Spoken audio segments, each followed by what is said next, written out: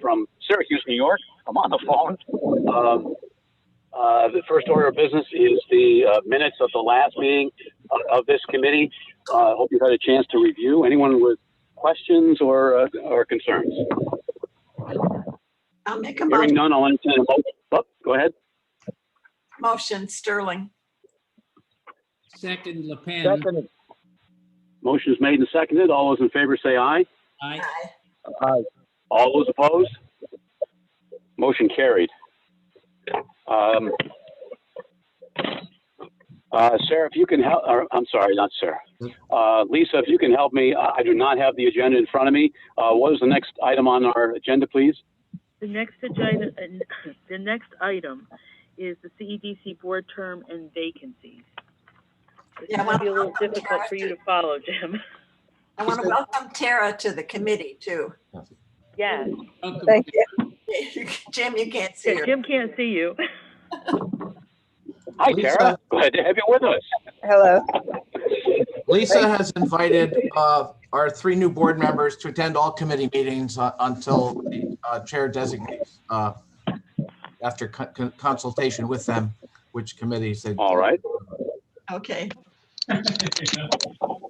Lisa, can you walk Okay. us through the terms and vacancies, or would you like me to? If you want to do it, it's easier if I'm not doing it while I'm taking minutes. Um,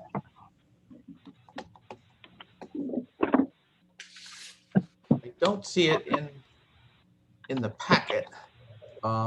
It's But- the last page. It's a continuation from the cover letter. I see. It's a separate document. Okay. So, as you know, our bylaws have a staggered term structure.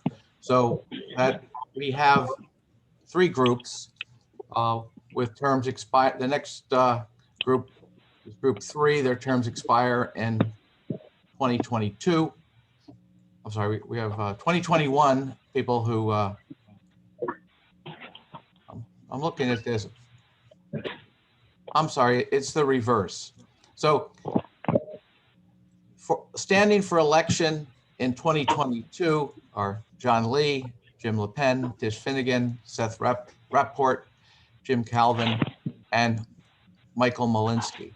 Michael is completing the unfinished term of Dr. Stuttmeyer, so that based on the election process, both Anita Oti and Tara Gay have full 3-year terms, but Michael was filling the unexpired term of Dr. Stuttmeyer. For group 2, which will stand for election in 2024, Dave Finger, Derek Grout, Anita, Sarah Sterling, Ruth Adams, and Tara. And then group 3 is 2023. And there's where we have 2 vacancies. We have the Colin Brown and the Eric Mortensen vacancies, but standing for re-election in 2023 is Ken Leggett, Rick Cummings, and Brian Stickles. So I think the question is, we do have the 2 vacancies created by the most recent resignations. Colin, because of the explosion of his business during COVID, and Eric becoming the town justice in Gallatin. I know that I think the committee under Gary's leadership did a phenomenal job in identifying and interviewing and selecting our 3 new board members. And hello, Anita. It's great to see you here as well. And I think the committee and the board should continue the process of filling those vacancies in the not too distant future. I think it's important that we have a full contingent of board members. Most importantly, because when we redid our bylaws several years ago, a quorum and a majority vote is of the number of board members, not the number of board members in attendance. Is that correct, Andy? So, and we did that for transparency because, you know, if you were in a situation where we had 17 voting board members and 3 ex officio members, we would, and you had 8 for a quorum, or you'd have 9 for a quorum. You know, you could otherwise have 4 people deciding something for a 17-member voting board.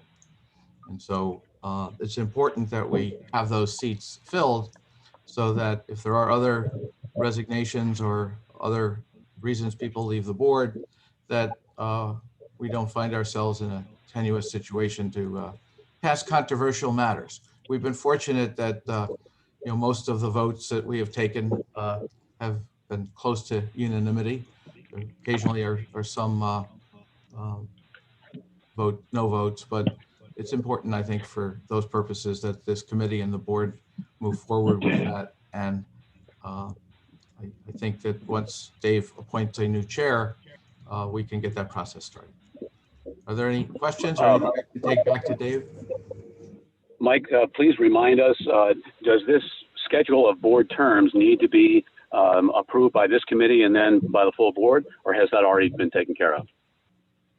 Lisa, I believe that this is, we've just filled the slots that our bylaws provide for, or does this need any further vote?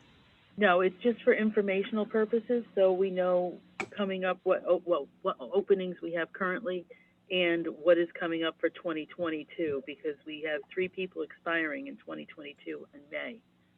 So it was just for general informational purposes. It doesn't need to be approved. Now, Lisa, based on the bylaws, are the 3 who are expiring eligible for re-election? No, as you see on the sheet, they began their second 3-year term in 2019. Once that term is completed, they've completed the allowable 2 3-year terms. They have to stand down for a while, and then they can be reelected if they so choose and the board so chooses. But they have to come off. So that would be John, That'd Jim. be John and Jim LePen and Tish. And Tish. Okay. So we have a little time before that, but it's You definitely. have time, yes. That's why I wanted to make sure everybody was aware of it, so And I don't surprise you. And I know, Andy, we've looked at this, but we should take another look at it, you know, whether those term limits apply to officers as opposed to directors. Because I know at one point we had a discussion that, you know, you could have, and I believe Tony may have even, you know, served in that capacity. But, you know, there are organizations and bylaws that provide that the terms apply to the directors, but office, you know, you could be extended by becoming an officer. So it's an option. But we'll check that and report back at the next meeting. Okay, before we leave this topic, any further questions or concerns about the schedule of board terms? Well, I think we have made obviously great additions to the board, but we're going to have more vacancies, as you can see. So please continue the process of trying to identify qualified people in the community that can help us carry out the mission of CEDC.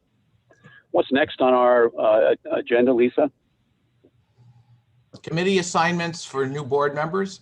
I know that Right. Dave was going to reach out to each of the board members, and as I mentioned, Lisa has invited them to participate, and we're grateful that Tara and Anita are here this morning.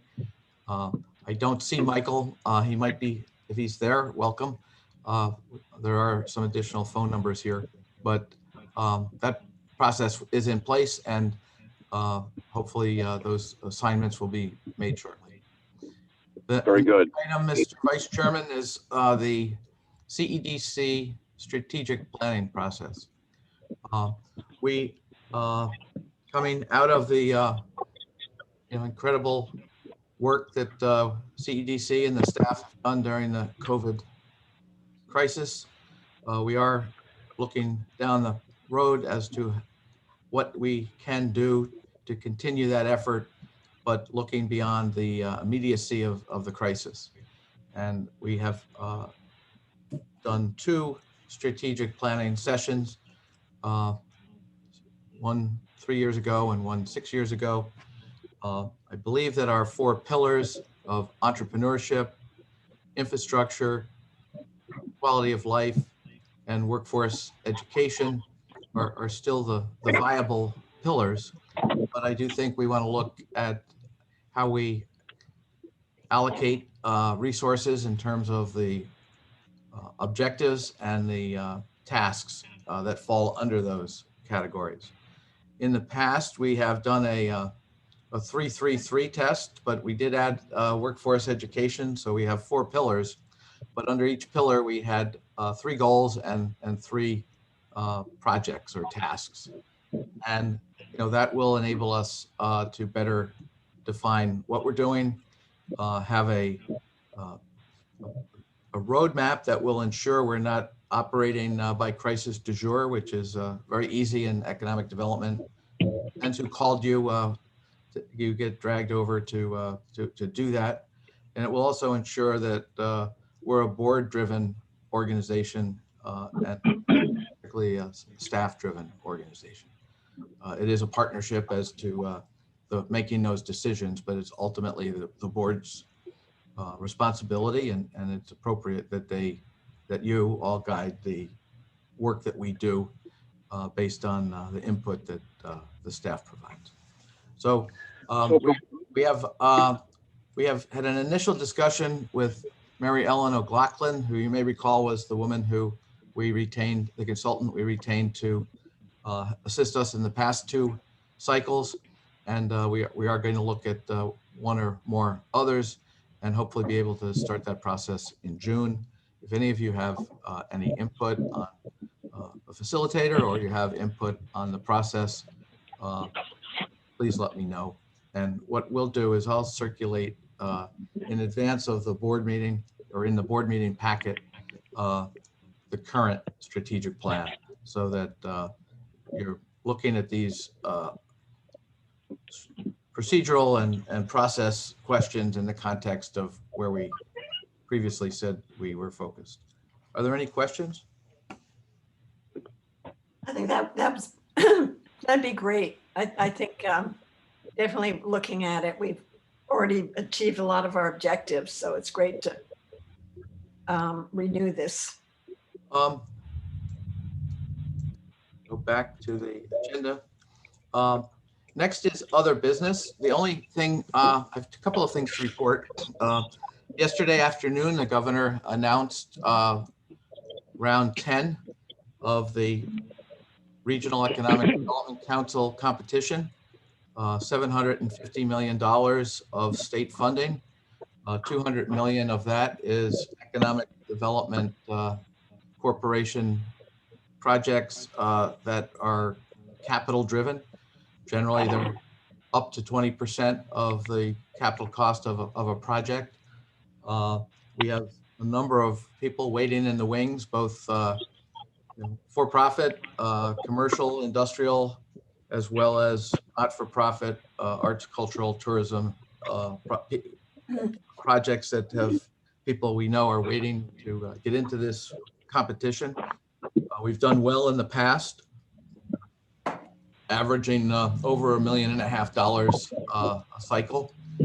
And we look forward to working with people who are interested in applying, and the deadline is July 30th. In addition, Chairman Morrell of the Board of Supervisors, as well as Chairman Bury of their Economic Development Committee and the Germantown Supervisor, and Supervisor Riley from Gallatin, who chairs the Broadband Committee. They have been in contact, and we've been having meetings now for several months about how to come up with a process to identify the gaps in broadband, so that as these federal funds become available, and not knowing exactly how they'll flow, will they flow directly to the state to be distributed, or will they be distributed at the federal level to counties or towns, but so that we're in a position to be able to say, here are the 2,500 homes out of the 25,000 residences in the county that don't have broadband. Based on discussions with the incumbent provider in each of those situations, it will cost X. And if the incumbent provider is not interested in proceeding, or the cost is excessive, how do we compete with the providers that might be interested in doing this? It appears that the county is going to ask us to undertake a contract for this work. It is anticipated that we would negotiate a increase in the contract that we have with the county, which, as you know, is reduced 20% because of COVID to do this work, and that we would retain a consultant and oversee the consultant. We've been talking with a group that's been put together of retired telecom and communication executives. And we've also been talking to a group called NYSTEC, NYSTEC. They're a not-for-profit group. And they are also have a proposal into Dutchess County and Albany counties. They're a little more expensive, and they felt that it would take 10 months to a year to complete the task. The retired executives, who I think are seeing this as a challenge and a way to keep active and make some money, but they don't have excessive overhead, is a $30,000 contract and a 10 to 12 week analysis. But again, this is something that the supervisors, with our input, and we're fortunate to have Dave's fingers expertise and Bruce Bonasak's expertise. We've also been in touch with Bill Mulrow at Consolidated and Kevin Egan at Spectrum. I think Spectrum's a little more corporate. Bill is interested in helping, with the benefit of having the providers update their mapping rather than relying on year-old mapping data that's been submitted to the FCC or other agency. I think this is consistent with the broadband role that we've been playing for some period of time, but also it will, the county recognizes that for us to participate and assist them in this, that they would increase our contract amount for 2021. Are there any questions? I'll have more details at the board meeting, because the Economic Development Committee of the Board of Supervisors meets on the 24th. And I believe our meeting is the 25th, Lisa? That's correct. Because of, I have nothing else. Thank you, Mike. All right, thank you, Mike. I should ask if there are any members of the public, and if so, if they wish to ask any questions or express any concerns. Hearing none. Anita and Tara, thank you for attending. Welcome to the board. We look forward to your contributions. And if there are no additional comments or questions, I'll entertain a motion to adjourn. So move. Second. All in favor? Aye. Thank you, Jim, and Thank you. have a Thank you. safe trip back from Syracuse. And thank you, Will do. everyone. Bye-bye. Be safe. Bye. Have a great day, everyone. Bye-bye. Bye, everyone. Bye. So long.